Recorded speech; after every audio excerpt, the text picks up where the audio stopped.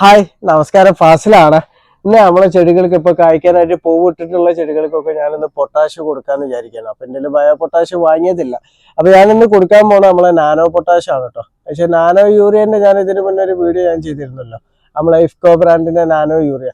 അതേപോലെ തന്നെ അതിന്റെ നാനോ പൊട്ടാഷ്, നാനോ DAP ഒക്കെ ഉണ്ട്. അപ്പൊ ഞാനിന്ന് നാനോ പൊട്ടാഷ് ഞാൻ ലൂസായിട്ടാണ് ഞാൻ വാങ്ങിയിട്ടുള്ളത്. അപ്പൊ നമുക്ക് ചെറിയ ബോട്ടിലൊക്കെ കിട്ടും കേട്ടോ. 250 ml ബോട്ടിലുണ്ട്, ചെറിയ ബോട്ടിലുണ്ട്.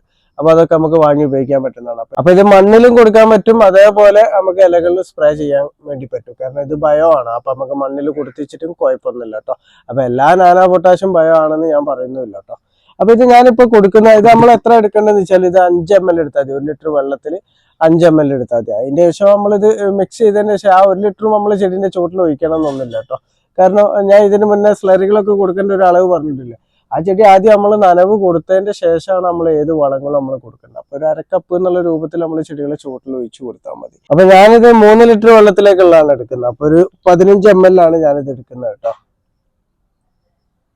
അപ്പൊ നമ്മൾ മണ്ണില് വളങ്ങൾ കൊടുക്കുമ്പോൾ നമുക്ക് രാവിലെയും കൊടുക്കുക, വൈകുന്നേരങ്ങളിലും കൊടുക്കാം കേട്ടോ. രാവിലെ കൊടുക്കാന്നുണ്ടെങ്കിൽ അതിരാവിലെ മണ്ണിൽ ഈർപ്പം വേണം എന്ന് മാത്രമേ ഉള്ളൂ.